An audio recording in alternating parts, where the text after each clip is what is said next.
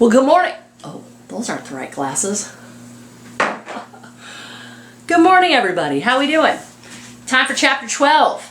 So we're catching up with them. It's now 1867 in the spring, and Zech, Tobias, Skillet, and Emma are now taking the horses out to graze like the Indians told them to do, because he knew that they would. Tobias knew that the cows would be starving in the swamp because there's just not enough grass there for them. So let's see how this goes. The holding pen was built just past the edge of the woods at the point where the forest ends and the prairie begins. Inside there were 148 cows, all with the MCI brand. Zech put his hand on the gate latch and shouted, "You ready, Papa? Let 'em go!" Zech threw open the gate and one cow ambled out slowly, and then a few others followed and milled about. Others stayed inside, swishing their tails and bobbing their horns. Tobias shouted, "Don't get in front of 'em, nobody, and don't push. Just let 'em eat and we'll follow."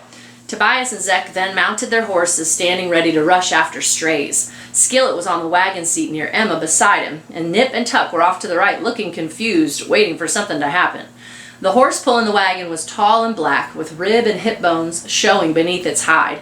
Tobias had been at the Fort Caprone trading post when a man from St. Louis came through with a string of 30 ex-Army horses. He purchased one for $20, knowing the old nag wasn't worth it, but he was hoping he could fatten it up on prairie grass and bring back some of its strength.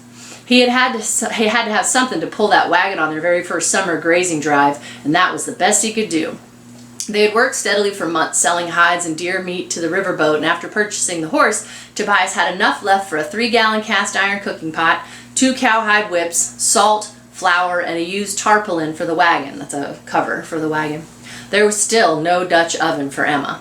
Zech had visions of following a thundering herd across the prairie, cracking his whip constantly, wildly riding as he forced escaping cows back into the herd. But by now, a noon sun was directly overhead and the cows were still within 100 yards of the pen, grazing contentedly. The wagon stood ready, but the wheels had not turned even one spoke. Tobias rode up to Skillet and said, "Kinda slow, ain't it?" "Sure is, but this poor old hoss is glad of it. I'm gonna turn him loose and let him eat. If them cows decide to move, I'll hitch him up again." Tobias said, "It's best we keep heading south over to the east along the coast. There's too much palmetto and rattlers over there. Them snakes was as thick as skeeters last time I was over there." Emma adjusted her bonnet and said, "Oh, there ought to be some shade out here somewhere. This sun is really coming down on me just sitting here like this. There's not even a breeze like back in the hammock."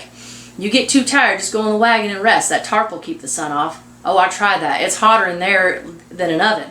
I wish the cows would do something so we could move about some."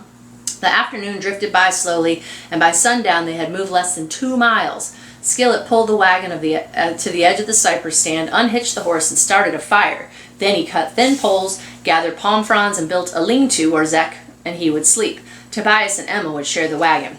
Emma made a stew of smoked beef and onions, and she baked sweet potatoes in the edge of the coals. There was still no coffee, but she boiled up hot tea from sassafras roots and sweetened it with cane syrup. They ate from tin plates, and they sat by the fire deciding who would stand watch first. Someone would circle the herd all night, changing guard every 4 hours. It was decided that Zech would go first when there was a less chance of danger. Skillet said to him, "Mr. Zech, when you come in tonight, be real careful before you lie down to sleep, and in the morning, look real good before you make a sudden move. I knowed a man who slept one night on the prairie, and the next morning he grabbed a boot, slapped it on without looking first. There was a rattler in the bottom of it. His leg swelled up as big as a tree trunk, and he liked to have died. You be real careful. Them snakes sure love to crawl in and sleep with people." "Lordy, Skillet," Emma exclaimed, her eyes widening. "Can they climb up wagon wheels too?" "I've seen 'em go up a tree as easy as nothing. You best look in your shoes, too." Emma shuddered. "Whew, well, I'll just sleep with 'em on." Tobias said, "Skillet, you're going to spook Emma before we even get started. Let's worry about keeping the cows in a bunch and forget about snakes for now. If one comes in the wagon, I'll know what to do." "Yes, sir, Mr. Tobias," Skillet said, grinning, "just like you knows how to hit a gator on the head with a cypress pole." Tobias laughed, and then he said, "Well, before anybody goes on watch, we ought to work out a signal. If there's trouble and you need help, crack your whip 3 times real fast. 3 cracks and we'll come and get you as quick as we can. If the cows break and run for any reason, just get out of the way. I've seen what they can do when they stampede. You understand me, Zech?" "Yes, Papa, I'll get out of the way, but what if they run off in the dark? How are we ever going to find them?" "We will. They can't hide on the prairie. Just don't do something foolish. It ain't worth it." Nothing happened during Zech's watch, and at 10 o'clock he rode in and was relieved by Skillet. An hour later, the cry of a wolf came about a mile away. It was answered immediately by Nip and Tuck, and before the sound could spook the cows, the dogs raced around them, just nipping their legs and forcing them to remain in a circle. Then they stopped and sat alert, waiting anxiously for the cry to come again so they could go after it, but it was heard no more. A full moon bathed the prairie when Tobias rode out to the herd. Cabbage palms stood like silent sentinels in the distance, and cypress stands were dark silhouettes on a sea of yellow. The quiet land seemed awesome, too vast for any man to ever conquer. Animals could survive its hazards, but Tobias wondered if he could. He also wondered if he was being foolish taking the advice of an Indian he hardly knew, leaving the relative safety of his hidden hammock and following the cattle into the unknown. But the cows did not grow in the swamp, and even the boatmen didn't want them.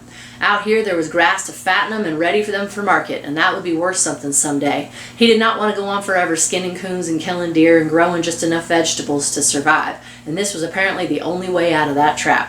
What worried him most was his wife, Emma. He did not know what hardships lay ahead for her. Things he, Zek, and Skillet could overcome easily would be an ordeal for her. Drift in a prairie was not exactly a woman's way of life, but she had to come along, for leaving her alone in the hammock was unthinkable. There was safety in numbers, safety from predators and from the bands of men Thompson said were roaming the countryside. He hoped that this wandering life would be uneventful, but one thing he knew, she would never complain, and no matter what came their way, she would have the strength to face it. Alright, so we'll go ahead and stop. So it sounds like it's moving kind of slow, the first grazing herd, but it's cool that the dogs kind of just know what to do, just to nip at the cows' legs to make sure they don't go anywhere. Alright, you guys have an awesome weekend. Bye!